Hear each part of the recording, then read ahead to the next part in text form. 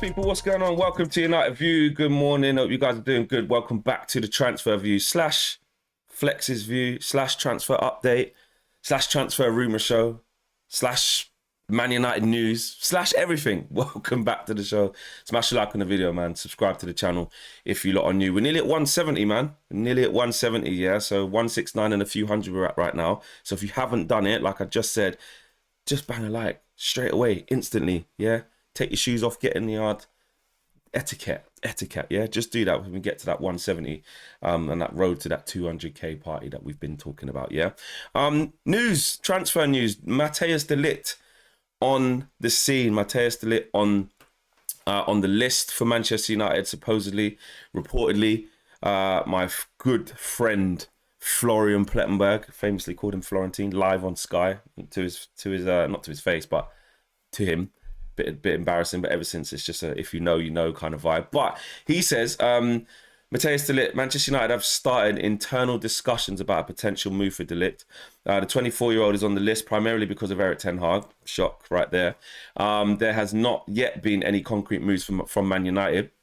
The club is in the process of gathering more information about de Ligt and the possibility to leave Bayern in the summer. However, the current price expectation from Man United for de Ligt is around 50 million euros. So the current price expectation from Man United is about 50 million euros.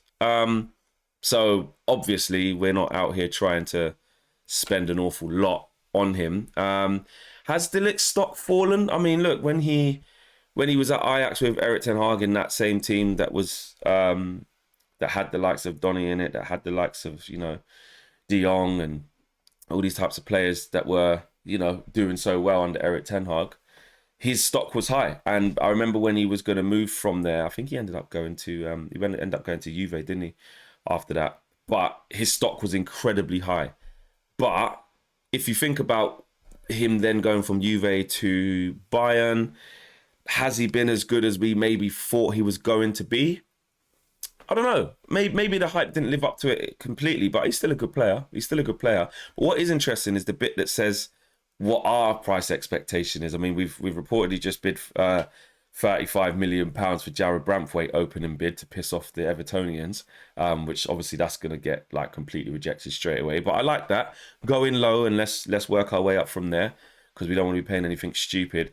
And it also shows you where Man United are in trying to start their negotiations. I mean, I know it might be said quite flippantly by Florian Plettenberg, you know, to see where it lands, but it might be said flippantly, but at the end of the day, if that is true, it's Man United sort of saying, yeah, no, 50 million euros is, you know, is about how we see him. That's about what, 40 odd million pounds.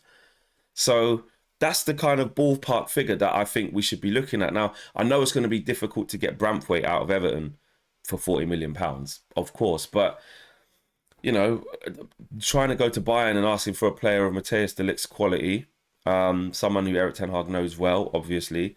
If we got him for 40 odd million pounds or 50 million pounds, it's probably about right. We shouldn't be paying 60, 70, 80 million pounds. And of course, look, it's very early days. There's nothing concrete, as Florian Plettenberg says. And they're just in the process of gathering more information about him. What is interesting is the fact that we know it's an Erik ten Hag player. We know it's a player who's played under him, a player that Erik ten Hag knows a lot about.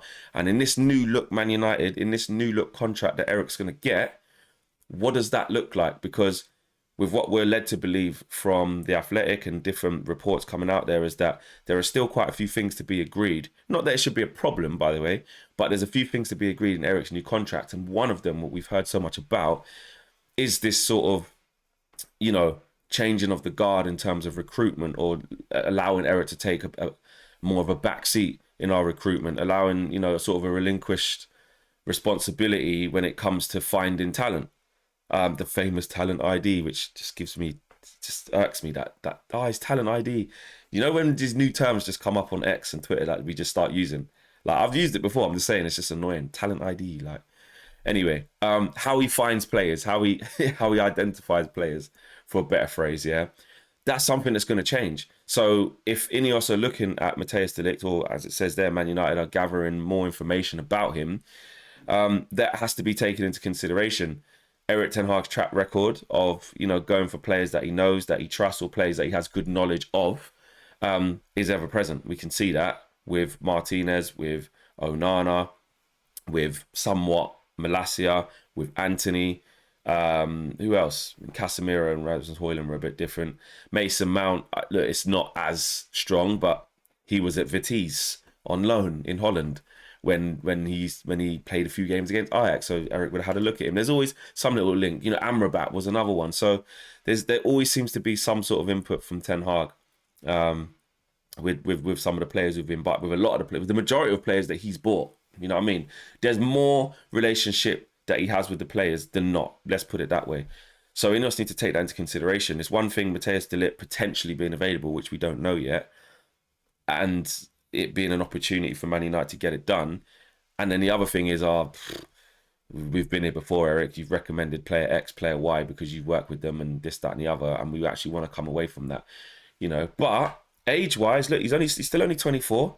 Price-wise, 50 million euros is where we see it. That's the expectation from Man United, from what Florian is saying. That's not the expectation from Bayern. How are Bayern looking at the centre-back? Well, centre-back position. Well, last year they brought in flipping Eric Dyer, and he played a lot of games. But if we're being honest, Thomas Tuchel coming in and knowing about the player from England would have been part of that. But, Matthias de Ligt wasn't playing all the time. He has had a few injuries last year, quite a few. But overall, I mean, how many times did he play in the league? He played 26 times. There you go, 22 times in the league, 6 times in the Champions League, and one apiece in each respective German Cup. So he made 30 appearances last year, and he's had quite a few injuries last year, to be fair. So it's not. I suppose it's not. It's understandable, put it this way. It's understandable that, he maybe didn't have his best season. But, when he plays, he generally plays 90 minutes. But, they have Kim Min-jae, who was going through some problems, Upamecano in there. And obviously Eric Dyer went in there. So there's loads of situations at Bayern where, I don't know, it depends whether they're willing to sell him. Vincent Kompany's just got there. Depends what he thinks. Does he see this player as part of his plans? I mean, he's obviously a good player, so he might. Do you know what I mean? Or Bayern could choose, they want to say that they want to go in a different direction. So we have to wait and see on that. I will say as well, the situation just off the back end of yesterday, we touched on it in the Trinity yesterday, but that situation with Jared Brantwaite, us going in with the 35 million bid, and some people going, oh, it's way too low. Other people laughing, saying, oh, Man United's stupid. Of course they're not going to say yes to that. Do people not understand, we're trying to change our negotiation tactics? Do people not understand that we're trying to come away from playing inflated prices? Do people not understand that, this is a game of bluffs, and Everton are, potentially looking at June 30th for the PSR deadline of when they have to be compliant by, and potentially needing to sell a big asset like Jared Brantwaite? Man United absolutely should go in with a low bid like that, where it gets, the ball rolling, and it's obviously going to get rejected. With reports that we've agreed terms with Jared Brantwaite would show us that we have every confidence in basically securing a fee with the club. But I've said it many times, I like Jared Brantwaite, and he's a good player. I'll be interested to see what it looks like with the step up. I'm not 100% convinced, 1 million% he's going to be amazing. I don't know that, but I'd like to see him up that level. Let's have a look. But for the right price, he's a good young defender. He's 21 years of age. He's got the attributes that I think we need. Don't get me wrong, he does play predominantly on the left, like I said, and so does Martinez. But the pushback on that is he's good with both feet flex. He can play right centre back. We'll see. I don't know. But in terms of the price, I don't want us paying 70, 80 million. If we can get that deal done, let's be honest, we've bid 35, which is nowhere near what they went, obviously. If we can get that done for 50 plus add-ons, or 55 plus add-ons, that's for me the maximum I'm willing to go to. I mean, if it's lower than that, then Sir Dave Brailsford and Ineos and Jason Wilcox, whoever does this transfer by the time it happens, if it does go on to happen, has done a great job if they get it for less than 50, 55 plus add-ons. But we have to really play and manipulate the add-ons and the stipulations in the deal. Because again, nobody cares about add-ons if if you end up paying them, it means, you know, the player's done well or the team's doing well. So nobody cares then. People care if it's a base rate of you're having an outlay of 75 million up front and then an extra, you know, 15 million in add-ons. Basically like what we did with Rasmus. You know, what was that, 64, 65 something, and then rising to 70 odd. It was ridiculous money. But also we need to play on the fact, it's just business, I'm afraid, that Everton need to sell. And Everton, when it gets closer to this 30th of June, and if they haven't got their shit in order, with them already being docked points this season, with them going into a new stadium next season, they need to be 100% compliant. And it's a ruthless business, but we need to play on that. That is our bargaining chip.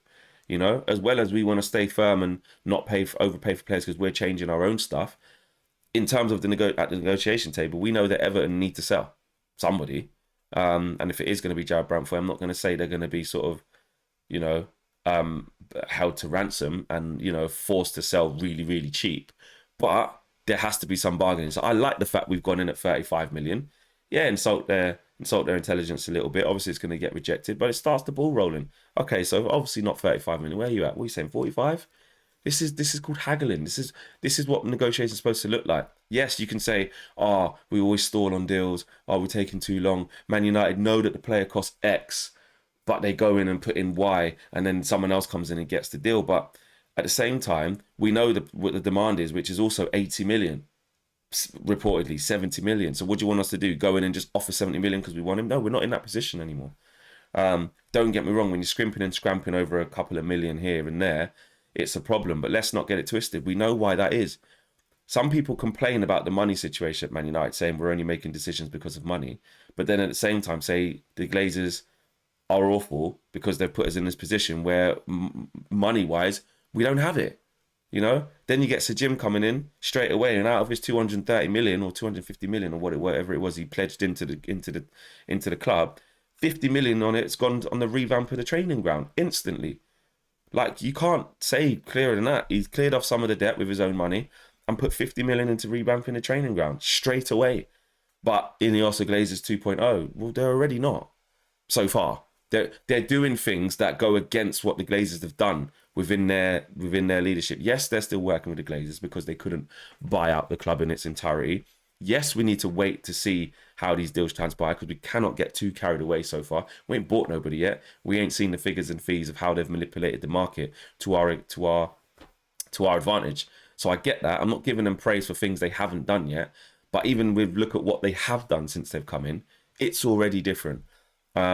And the talk that Sir Jim Ratcliffe has been coming with, it looks like, yeah, he wants to walk the walk with it. You know what I mean? So we'll wait and see. So yeah, there you go. That's your latest transfer update. We'll keep you bang across it. Of course, we've got loads of match views. Every day, Owen is going to be doing different games throughout the group stages, all the big ones. And of course, we'll be dropping in and out as well. I'll be on some of them. KG may be on some as well, which he doesn't know yet. But yes, so do tune in to have some fun with the Euros, man. Obviously, yesterday, Scotland got absolutely pumped by Germany. Musiala was just a different class, but Scotland were awful. Today, I think it's Croatia, Spain, is it? Unless I'm wrong about that. Whoever it is today, anyway, we'll be live again with another match view. And again, England tomorrow as well. So much going on with the Euros. Just, you know, away from Man United, we're all football fans. We all enjoy football. So join us here, have some fun with us with the Euros. If it's your nation as well, of course, there's a lot of Dutch United fans. We've probably got a lot of Italian United fans in the chat. Probably got a lot of Portuguese. I know that. And lots of French, lots of English, lots of Scottish. So get involved and follow your team with us as well, because we will be doing match views, like I said, for a lot of the big games, especially when there's sort of, you know, a couple of big games in a day. Sometimes we'll do 2 a day. So yes, please do join in on that. Smash a like on the video, subscribe to the channel if you guys are new, and I am out of it. Take care. Peace.